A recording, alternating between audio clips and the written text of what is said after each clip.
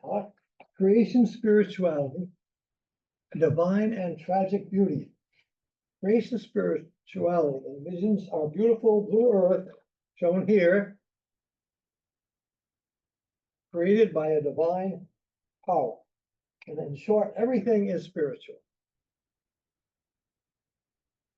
So my outline, creation spirituality. First, I'll talk about divine beauty using illustrations from my book, The Beauty in Science and Spirit. And I'll discover there is some tragic beauty. And then finally, talk about how beautifying theology, green technology, enabling and economics can save our ecology. That's from my recently published book containing climate change. This is salvation, when we marvel at the beauty of created things and praise the beautiful providence of their creator. This is a statement by Meister Eckhart, 1260 to 1327. And then a more modern theologian, Philip Hefner, said, the thirst for beauty that permeates our lives is an opening to transcendence. That's by Philip Hefner, who wrote a foreword to my book. You can see of my book, Beauty in Science and Spirit. You notice this is a cover photograph I made of a butterfly and a purple loosestrife. And I have a butterfly illustration here. This is a child looking at this butterfly up here. Whatever those who have never looked at a butterfly may say, beauty that rejoices and humbles. Beauty remote from all that is meant by words like random or purposeless, utilitarian or materialistic. Beauty in its impact is akin to an authentic encounter with God. Again, whatever those who have never looked at a butterfly may say, beauty that rejoices and humbles. Beauty remote from all that is meant by words like random or purposeless, utilitarian or materialistic. Beauty that in its impact is akin to an authentic encounter with God. And the medieval theologian St. Thomas Aquinas, 1225 to 1274, put it more directly. God is beauty itself, beautifying all things. God bestows beauty on all created beings. God is always beautiful. So statements that beauty is divine. So here is a sunset, Palmetto, just across the Sunshine Skyway Bridge where I live this time of the year. A beautiful sunset. On the left, you see the mangroves. And hey, Paul, can I throw in one quotation from a little later? Sure. John Keats, in a poem that I don't remember the name of right now. Just speak a little louder. Yeah, John Keats in the poem I don't remember the name of, maybe Ed will. The poem ends with, truth is beauty, beauty is truth. That is all you need to know that is all you know on earth and all you need to know. Beauty is truth and truth beauty. Yes. That is all. You picked that up? That reminds me of another statement, something like,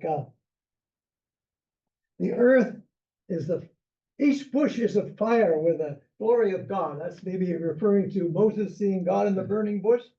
Each bush is alive with God, with the presence of God. Those who see it take off their shoes, and those who don't stand around and pick blackberries. Okay, So I think that was Elizabeth Barrett Browning. okay, so let me be the skeptic in the group. Beauty is relative.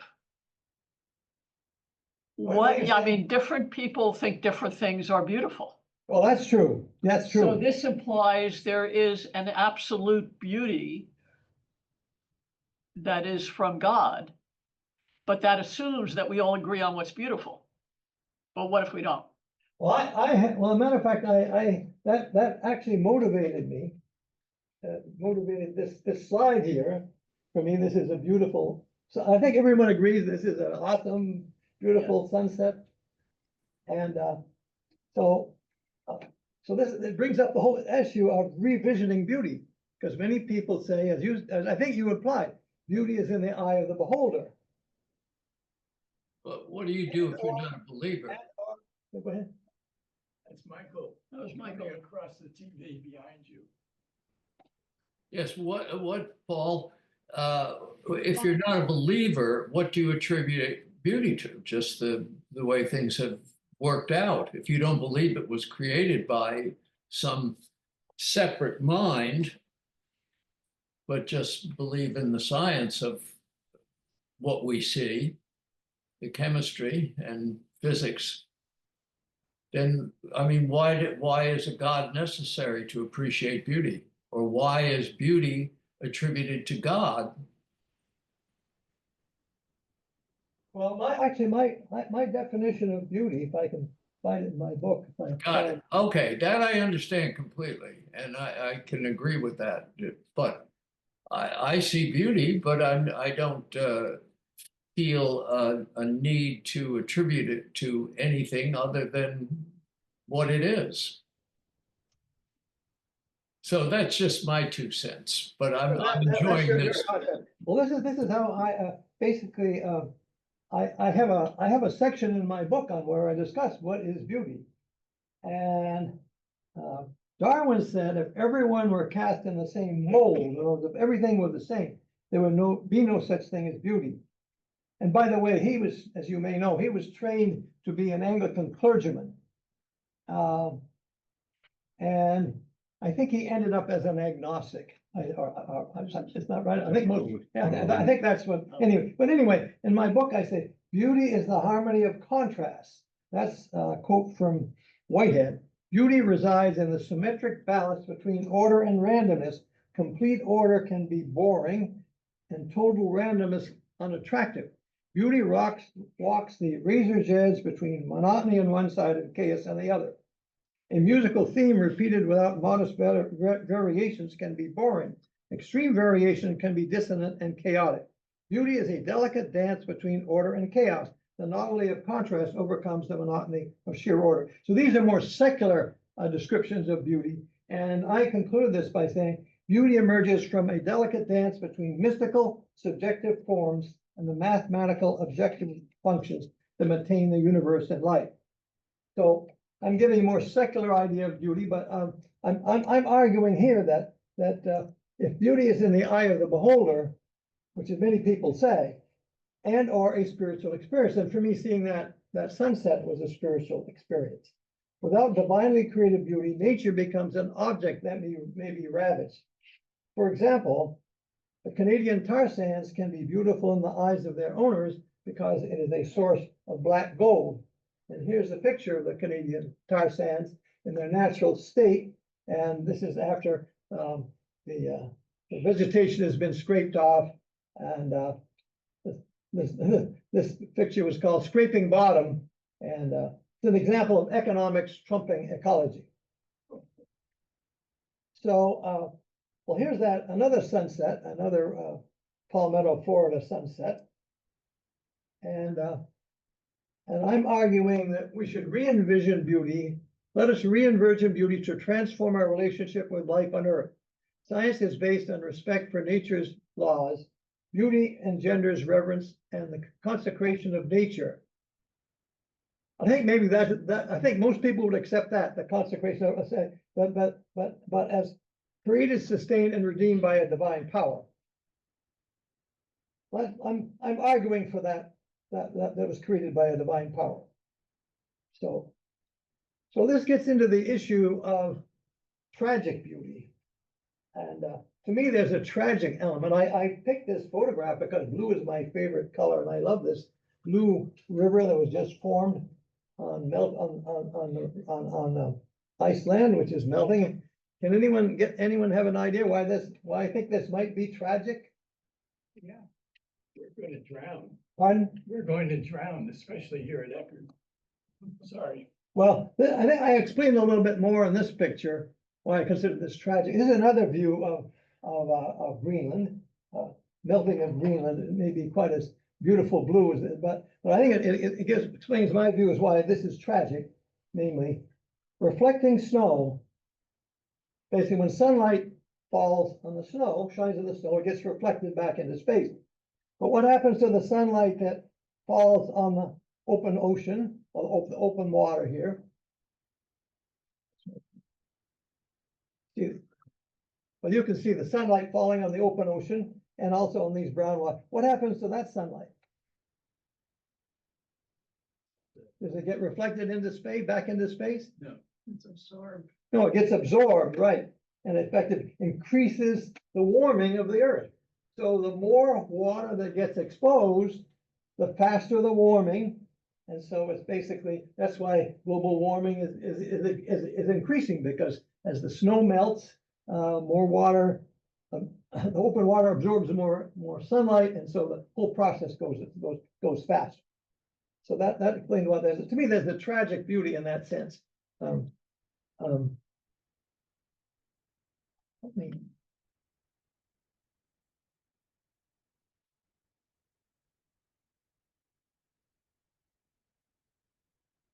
Okay, there's my next slide. To me, there's a tragic element in the sense that good news versus bad news. The good news is that fossil fuels energy gives each of us 100 energy slaves, about 100 energy slaves that increase our standard of living. I mean, like, for example, Jeannie and I just did our wash in an electric washing machine. That was an energy slave. We have a dishwasher.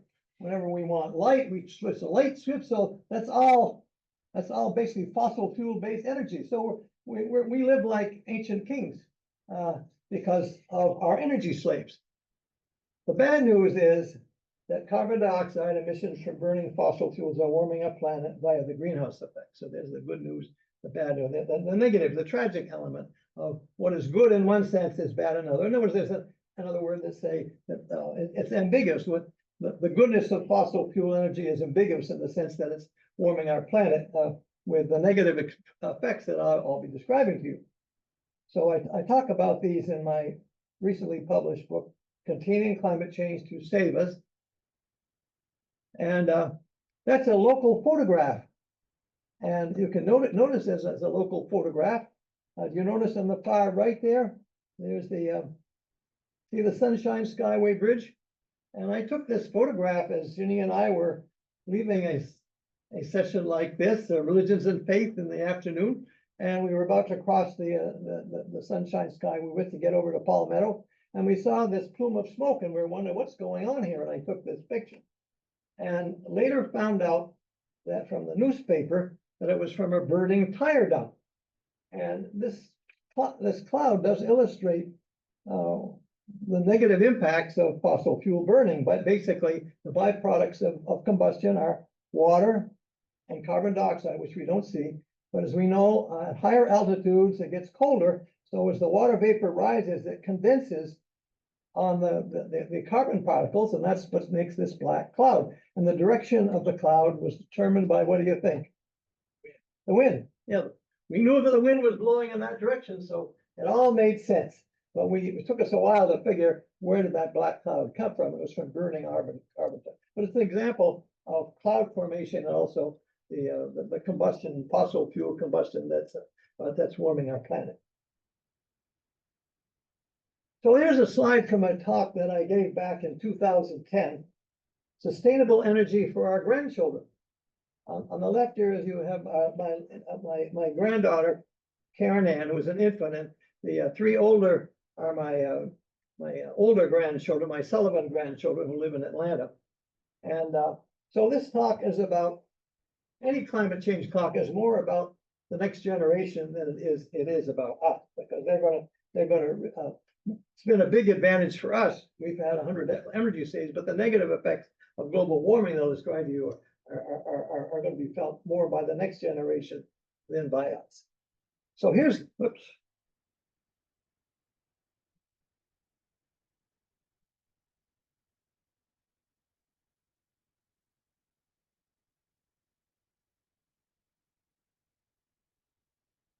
Okay, so this is my next slide. A quote from my book, Climate Change containing climate change to save us. It's about creation, care theology, and technology. Science, whose technology unintentionally caused the climate crisis, must be combined with creation care theology, namely creation spirituality. Science gives us technical know-how. Creation care theology complements with moral motivation. So I'm going to show you how caring theology, new green technology, enabling economics can save our ecology.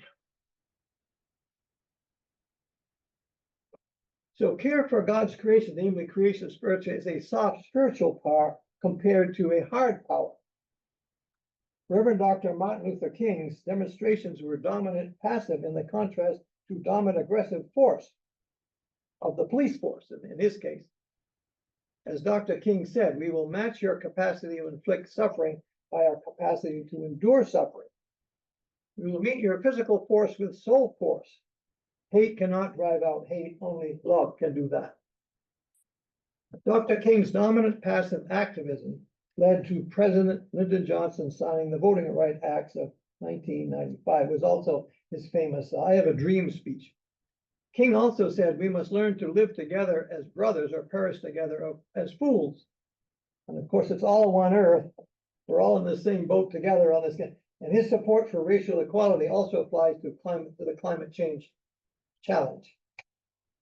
So Jesus' death on the cross led to the soft resurrection, spiritual and cultural power of his disciples. Christianity ultimately triumphs over the aggressive militaristic power of the Roman Empire, which of course persecuted many Christians. Were thrown to the lions, as we know, in the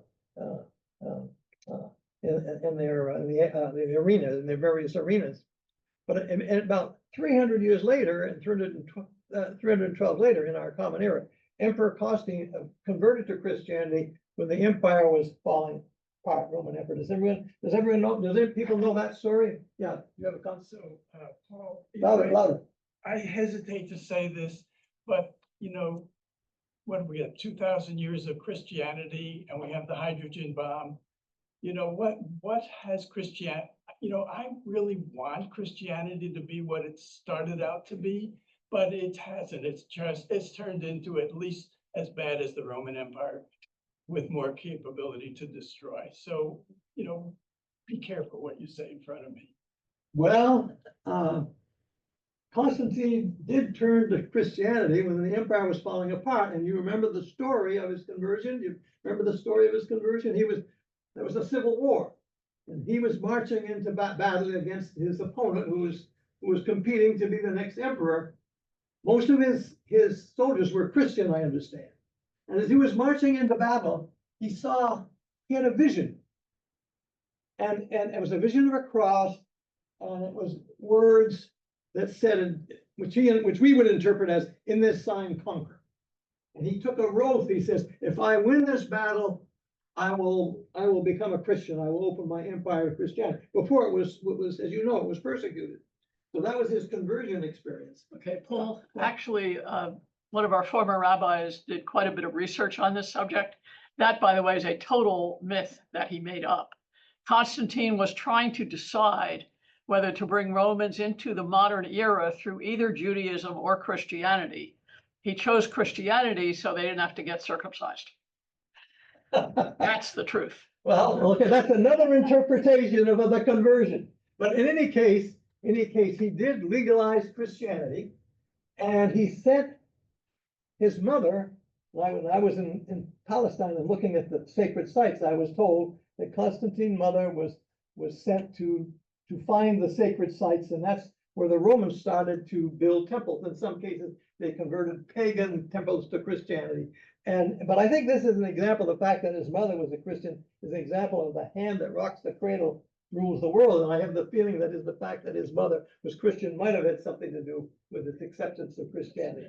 But as you know, he followed up by convening all the bishops. There were varying beliefs about Jesus, and he convened the various bishops together, and he presided over a session which led forth to what we call the Nicene Creed. because he felt at least he wasn't having much luck getting the Roman Emperor to come to him. Matter of fact, he had to move his capital from Rome to what we now call Constantinople or Istanbul, because Rome was becoming indefensible. But he felt that by uniting Christianity through the Nicene Creed, that this would be maybe a uniting force which would keep the Roman Empire together. So anyway, but in a sense, Jesus' kingdom parable of the growth of mustard seed was answering. So I'm giving, this is one historical example, but I think that the standard answer, and I like you bringing up the issue that we still have militaristic, atheistic powers, evil powers around with a hydrogen bomb and so forth. But I think the standard answer by one historian was that Christianity has not been tried and failed. It's never been tried. That's the standard answer. And it's been practiced among various churches, but as we know, even the churches have disagreements over such issues as gay marriage, for example. But anyway, that's the standard answer. It isn't as though it's been universally tried. It's never been tried universally. It's going to be tried in America according to Project 2025. And if you don't believe that, come and listen to me in 2 weeks. It's going to be tried. Well, in a sense, Constantine was basically hoping that Christianity would be a force which would, try to bring the Roman Empire back together. It was sort of fragmenting, and they couldn't defend the capital city. That's why he had to move his. So anyway, that was the historic. So now I'm fast forwarding to Paul Tillich and his. And this is a paper and his sermon called Climate Prophecy versus Prophet. Paul Tillich's 1960 sermon was Man and Earth was prophetic. He said, we have no guarantee against man-made floods. And I must say that I heard one of his earlier sermons when I was a graduate student. I think it was around 1961. And one thing about his sermons that always impressed me, and I remember I was a young graduate student, but he had a strong German accent, but he would always speak very slowly and profoundly. And for me as a young graduate student, he was prophetic. I thought this is the way prophets talk, because it was slow, there were no jokes, there was no fluff.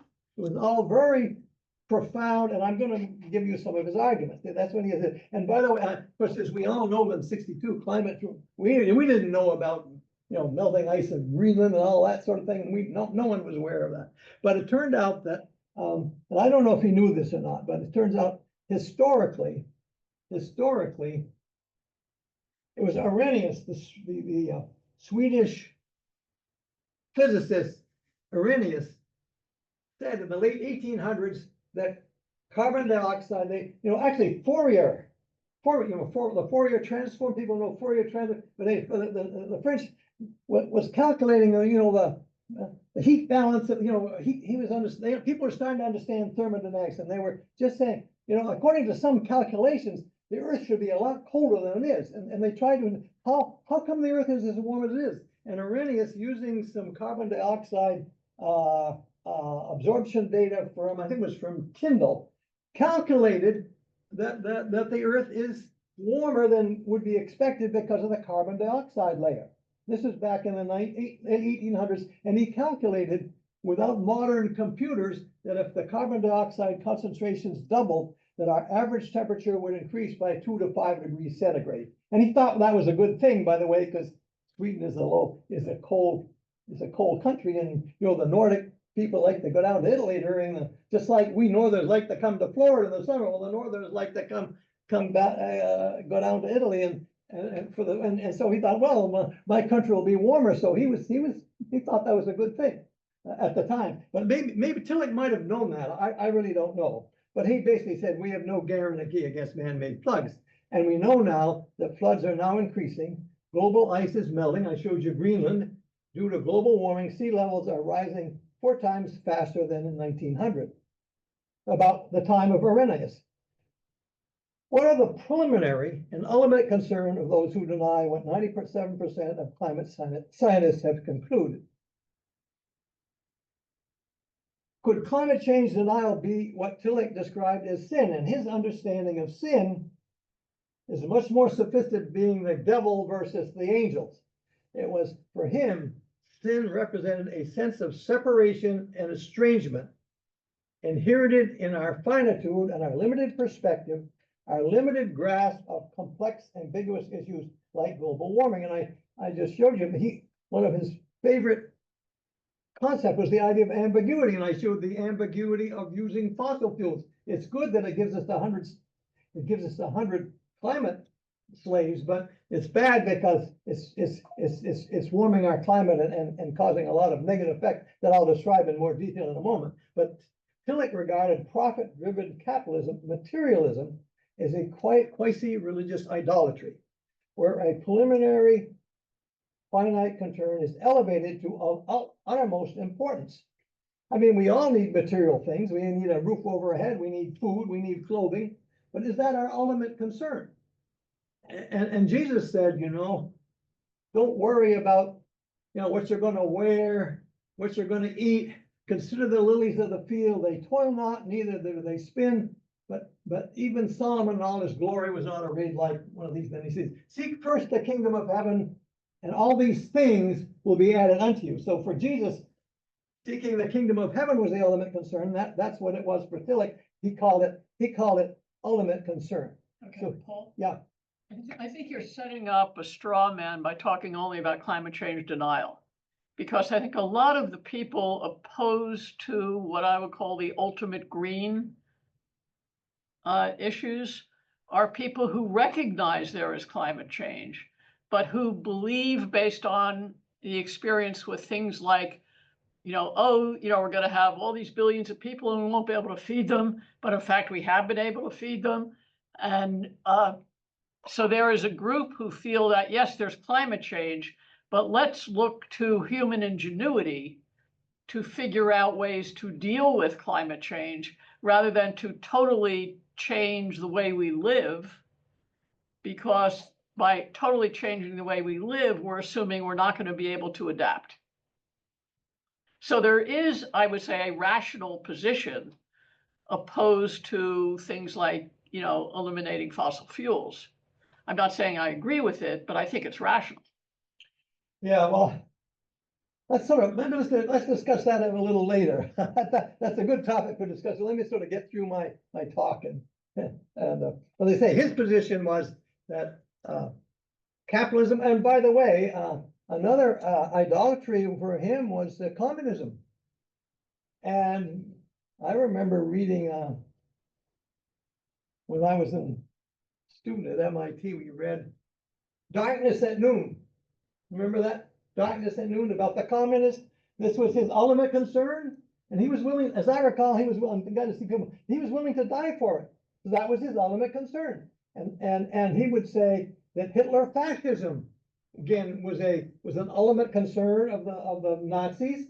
But then he called it a religious idolatry. In the sense, it's worshiping something that really should not, what gets us in trouble in the case of the Nazis, or in the case of the communists. But he basically said, but he basically believed that religious spirituality should be one's ultimate concern, the way he put it, believing in the God of Abraham and Jacob and Isaac. That's another way he put it. But he was, being a theologian, a Christian theologian, he was arguing that our ultimate concern should not be materialism or getting material things, but it was developing, nurturing one's soul.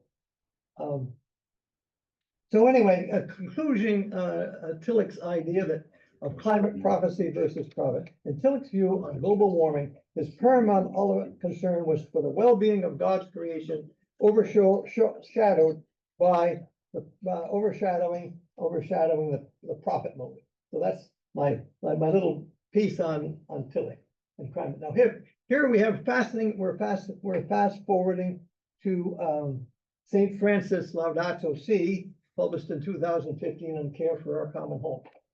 It has a title inspired by his namesake, St. Francis of Assisi's famous poem, Brother, Sun, and Sister Moon. Laudato Si translates as praise be to you, and carries a message in spirit that echoes much of St. Francis's soul. And here I'm illustrating Brother's Sun. Brother's Sun was rising over the mountain. This is an early morning scene before the wind comes up, Brother Morning Sun illustrating Lake Eden, Vermont, near where I grew up in northern Vermont. And just remember, the sun's coming up here, and then that same night, the full moon behind the clouds is rising over the mountains, and you can see Sister Moon illuminating Lake Eden at night being reflected. So the modern example of Father Sun, Brother Morning Sun, and Sister Evening Moon illuminating Lake Eden, Vermont. That's my response, but he has a poetry and a hymn that are based on that, Brother Sun and Sister Moon. More and more people are acting on Pope Francis' encyclical on creation, spirituality, ethics, and ecology.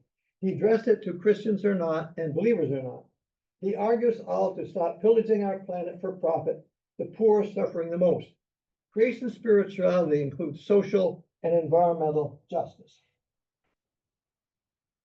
So Loud Out to Sea on Care for Our Common Home, both the publication of that, which had a big influence on people, Roman Catholics that I know, plus Christina Figure's climate advocacy helped 196 countries commit to reducing their carbon emissions at Council of Parties 15.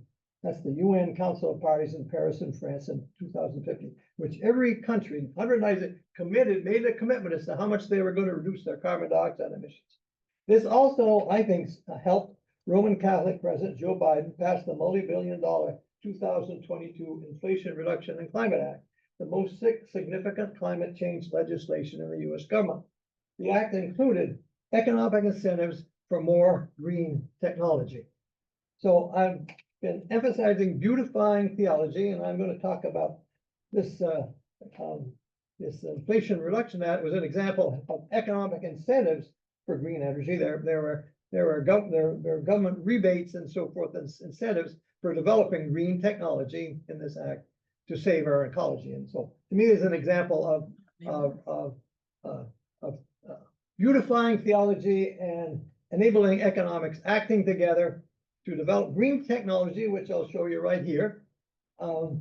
Here's a plot of on the vertical scale, the cost of electricity over time, and I want to focus on the solar panels. Back in 2009, were very expensive, about 35 cents per kilowatt hour, and you can see the cost of these. This is, by the way, utility of these has gone down dramatically, as shown. So right now, it's the lowest cost electricity is generated by both solar panels and wind. And you can see it's slightly lower than the cost of natural gas. And the reason that natural gas has come down in price, not shown here, it really started to come down in, I think, in 2009 when we started to do fracking and horizontal drilling. Natural gas became plentiful and very cheap, to the point where it's cheaper than coal for generating electricity. Another advantage, by the way, of natural gas over coal is that there's no coal ash. Did any of you ever burn coal, by the way? Yes, I grew up in northern Vermont, and we didn't know about climate change, and I have to confess that my father ordered coal that he did our house during the winter. And guess what my chore was? About every few days, there was a big container of heavy coal ash that I had to take out back to dump out back and during the cold winter. So that I'm very aware of how heavy coal ash is, and I'm understanding it's a major issue for utilities companies. What are they going to do with these mountains of coal ash? Because it's somewhat toxic. So anyway, so that's another advantage, another reason why I think utilities are going to natural gas rather than coal. The economic, but it's also the fact they don't have to deal with coal ash. So that's just one example. It turns out geothermal is of course the problem with solar and wind. They are the cheapest, but they're not there all the time. Sun doesn't shine all the time, and it doesn't run. So we need other sources of energy that are there most of the time, and natural gas is the best alternative right now. But it turns out that these alternatives, nuclear, which is already we get about 20% of our electricity from nuclear, which is there all the time. And similarly, geothermal is. Are you familiar with geothermal? The basic idea is that the further down you drill in the earth, the hotter it gets. And if you can, there are geothermal plants out in the west, and for example, Yellowstone Park is close to a valley. So you don't have to go very deep in Yellowstone. Well, as a matter of fact, there are hot pools. But already there's a lot of like earth heat is bubbling up in Yellowstone Park, but there are a lot of geothermal plants because you don't have to drill very deep to go down to where it's hot enough to boil water. And as soon as you can boil water using the heat of the earth, that steam can turn a turbine, which generates electricity. And of course, that's how gas. By the way, that's how we generate electricity with natural gas and nuclear. We both use natural gas to create steam, which turns a turbine, which generates electricity. Similarly for nuclear. So, but this way you get the steam by the Earth's natural, and it's there all the time. And the new technology that's coming along. By the way, it turns out that even in Florida, if you drill down around 10 kilometers or maybe 6 miles, it's hot enough to boil water. So the idea is you inject water into a deep thermal well and use that steam coming up to turn a turbine to generate electricity. So it's a source of green energy, which is still economically competitive right now. But the new technology is to melt the rock rather than scrape it using a drill bit. And that technology is basically beams microwave, high frequency down the well, melts the rocks, and then it's much easier to cut. So that technology will probably be emerging in the next maybe next few years. So anyway, go back. So here's sort of a report card on how we're doing. On the vertical scale, we have annual emissions of carbon dioxide equivalent in gigatons, and you can see it's been increasing. This is globally. This is globally. It's been increasing globally. In the United States, as they say, our carbon dioxide has been coming down. Started coming down slightly when natural gas was replacing coal, because it turns out that burning natural gas releases about half the carbon dioxide as burning coal. So that was the main reason for our decrease. But globally, you can see we're increasing. We're putting more gigatons of carbon dioxide into our atmosphere. And if we had met those pledges, remember I mentioned the pledges, the 2015 pledges, 196. If people had met those pledges, the world we would be drawing down our carbon dioxide as shown here, and the ultimate temperature would be 2.1 Cs. If we'd done nothing, this is where we'd be. Up here, we're projecting we'd have temperatures as high as 4.1 to 4.8. Current policies are, I think this is maybe a little bit before the Trump got elected, but we probably won't do that well. But anyway, current policies are much better than doing nothing. So that's why I titled my book Containing Climate Change, because we have made some progress, but not as if we had held to the pledges motivated by Pope Francis' encyclical and Christina's vigorous diplomacy. If people had met those, we'd be much better off. But this is basically our report card. So I'm giving you a lot of talk, but the bottom line is, what can we do? And that's my chapter 18, how to reverse global warming now. Drawdown is my major reference, the most comprehensive plan ever proposed to reverse global warming. And there's also Project Drawdown, which you can Google. Ranks 100 ways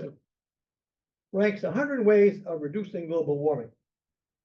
And the one will have, but their analysis will give the most comprehensive results. So onshore wind turbines for electricity. And then next be utility scale photovoltaic panels for electricity. They're more economical than the ones you put on your roof. Number 8 is distributed panel photovoltaic. Those are the ones you can put on our roof. And I understand in Florida, we do have much more utility scale than we do rooftop solar. I know Massachusetts is very much in covering rooftop solar. I have a lot of friends who've done that, and you're basically prepaying your electric bill. But basically, so these are things that utilities do, but here's one that we can all do starting with our next bill. We rated number 3, a plant-rich diet to stop methane emissions from animals. Animals emit greenhouse gas, methane, from both ends, from their manure and from their digestive systems, because they can digest cellulose. In the process, they belch out methane. So both are greenhouse gas emissions are actually more potent than carbon dioxide. But this would cut down the agriculture, about 10 to 20% of our global emissions comes from animals. And if we all ate more vegetarian diets, we could cut back on that. So that's something. And another one is, which is straightforward, reduce food waste. So rank 3 and 4 out of 100 are things that we can do immediately. It might take a while for you to buy an electric vehicle. I have an electric vehicle up in New Hampshire where I live most of the time. High efficiency heat pumps. There were government incentives that IRA, the Inflation Reduction Act, had federal rebates for people that put in a high efficiency heat pump. Much more efficient to heat your house with heat pumps than it is with just burning fossil fuel. And then I mentioned geothermal is also coming on, and I think could emerge in importance. So this is what you can do.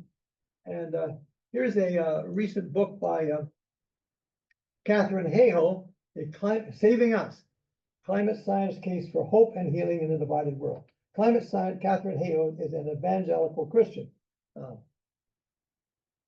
ones there are other evangelical Christians that aren't supporting the ones that are supporting Trump, obviously, aren't buying her book. But there are evangelical Christians, and I know enough. Actually, there's an evangelical Evangelical Environmental Network, EEN, Evangelical Environment, headed by a woman, Mike cited my book, based in Washington. There are evangelicals that are working to reduce our carbon dioxide emissions. But anyway, so what she says, what can you do? Here are simple but powerful. So her recommendations: stop polluting energy for clean carbon alternatives in your home and daily life. And I've just mentioned the most important, which is a more vegetarian diet. Share facts, concerns, and solutions with those around you, which is what I'm trying to do today. And speak up and push leaders at every level to act on climate. We can still write our congressmen and write letters to the editor. So anyway, in summary, creation spirituality, divine beautifying technology. I started out by divine beautifying technology, and then the tragic beauty of climate change. And then finally, my more optimistic beautifying theology combined with enabling economics, like Pope Francis's encyclical. Green technology that I described to you is helping to save our ecology. And I'll end with this sunset, this Florida sunset again, and repeat my theme of re-envisioning beauty. Let's re-envision beauty to transform our relationship with life on Earth. Science is based on respect for nature's laws. Spirituality engenders reverence for and the constant creation of nature, created and sustained and redeemed by a divine power. So we have time for more discussion. I just want to throw out a little information. I was reading this last weekend's Wall Street Journal this morning. Yeah, can you speak up so everybody can? Yeah, I was reading the Wall Street Journal from this weekend, and there was an article about a former high-tech creator. I don't know, he worked in high-tech. Anyway, he decided the technological approach was not as effective as planting trees. And he formed a company 5 years ago to plant 1 trillion trees. And his company is now, he's offering his company as a source of help for other companies that might want to follow his lead. So that was the Wall Street Journal, Paul. That supports everything you're saying. Yeah, right. Well, that's definitely an option. I actually, one of my friends who died, as a memorial, they offered me plant a tree in his memory. So I contributed to planting a tree. So that's something that we can also do. We can encourage the planting of trees. That's something we can all do. We can plant some maybe ourselves. Maybe there's room in our yard so that, or we can plant more greenery in general. Now, those are all, plants are all convert carbon dioxide into oxygen. Yeah. So that's something we can do. It wasn't mentioned, by the way, in the, it may be further down. And remember those 100 ways of reducing global warming? It wasn't particularly highly rated, at least in the ones that I showed you. But I'm sure it's probably, it's part of and it's good to see it in the Wall Street Journal, because that's a lot of distribution, and it tends to lean right as opposed to the New York Times, so it's something that more conservative people will latch onto. So that was a good sign. Yeah, I think the problem is unless those trillion trees are being planted in the Amazon, it's not gonna help a lot. There's so much deforestation going on in the Amazon. I mean, when we were in Iguazu Falls, the water used to be blue, it's now brown. Because of deforestation upstream. But there are organizations, I contribute to the Environmental Defense Fund, and they are working in Brazil to try to preserve the Amazon. There are organizations that are trying to preserve. What you say, Susan, is true, that you know, there are economic interests that are clearing the Amazon for other uses, but cutting down the trees in the Amazon. But that doesn't mean that there are other organization forces that are trying to preserve them. So there's effort on both ends. Carbon offsets aren't really catching on, are they? They haven't really caught on. Well, It's performative and not it's a step in the effective. right direction. Again, it's a step in the right direction. Yeah. Yeah, it's a step in the right direction. I know, Boston University just built a brand new modern computer center, multi-story glass building, and they use geothermal. It's geothermal heating. They drill down, they said, like, you know, really deep, 1,500, 1,000 meters, and they say basically in the summer, we pipe heat. We pipe the heat in our building, we put it in the ground, deep geothermal, and then the winter, since it gets hotter the further you're down in there, they take heat out of the earth. So they take heat out of the earth in the winter for heating the building, and in the summer, they take the heat in the building. And so, but by the way, their claim to be carbon neutral, though, is that helps. So they also claim that we bought a solar farm or a wind farm somewhere, and they count that, and then they calculate that, and that's how they say we're carbon neutral. At least they're making attempts that their own building is almost carbon neutral, is much more carbon neutral than if they had a geothermal system. But so it it does help. But as I said, drawdown, there's 100 ways, and they all, there's no one magic bullet, and they all can help. They all go in the right direction, huh? Well, in the right direction. But on the other hand, it can give a sense of complacency too, because it's also going to be an excuse for continuing to use carbon, because, I bought a carbon offset, but then it's better than not doing it. I mean, it's, I say none of these solutions are one magic bullet, but you need all 100 of them, to put it that way. Yeah. So, Just this was announced last evening or this morning. I picked it up on NPR this morning, actually. Tried to look for it online this morning. I couldn't see it, but there's a whole raft of regulations now that are being set aside with the new EPA director. right, with the new Trump administration. Yeah, I can't enumerate what they are, but they listed several of them. Not encouraging.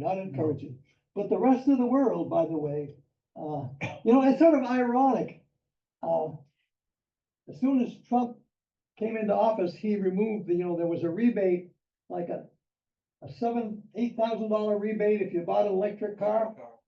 So he came in and immediately overturned that, said it's no longer there. But then yesterday, guess what he did? He and you saw him and Elon Musk and Trump just bought an electric car. So in effect, he gave Elon Musk free advertisement. Yeah. I'm buying your electric car. So he's hard to pin down, isn't he? I mean, he overturns the rebate, and then he publicity with Elon, and I'm buying an electric car. So go figure. The art of the deal. The art of the deal. There's also bad news in the Wall Street Journal about Tesla stock going Yeah. tanking over the last year. I've been following it, by the way. And as soon as Trump got elected and was, going to be in the Trump administration, it skyrocketed. And it peaked, and it's been going down ever since, and now it's back to the baseline. It's very interesting. If you just look at the curve, actually, I can show it to you. Yeah. It's, as you say, it sounds bad, but it's back where it's back to where Tesla stock is back to where it was before Trump got elected. When Trump got elected and Elon Musk was being part of it, it took off. And then it's been coming down ever since, and it just finally, we'll see if it bottoms out, but maybe, I think that's the reason maybe why Trump was endorsing his, because he was trying to help the Tesla stock. And maybe, well, I think, as I understand it, the green people are very unhappy about having bought a Tesla or will not buy one because they don't like Elon Musk. On the other hand, remember, about half the country voted for voted for Trump. And so I think the Trumpies will be buying Teslas and the liberals who don't like Musk won't be buying them. So, there's still gonna be a market for them among the Tesla, the Trump Musk supporters will be buying them, so. The Trump supporters are not buying electric cars. Pardon? The Trump supporters are not buying electric cars, no matter who's making them. Well, at least Trump is. No, he isn't. He didn't buy one. He said he did. No, he didn't buy one. He didn't buy one, he just He just said he did. He didn't. No, the article said he was buying one.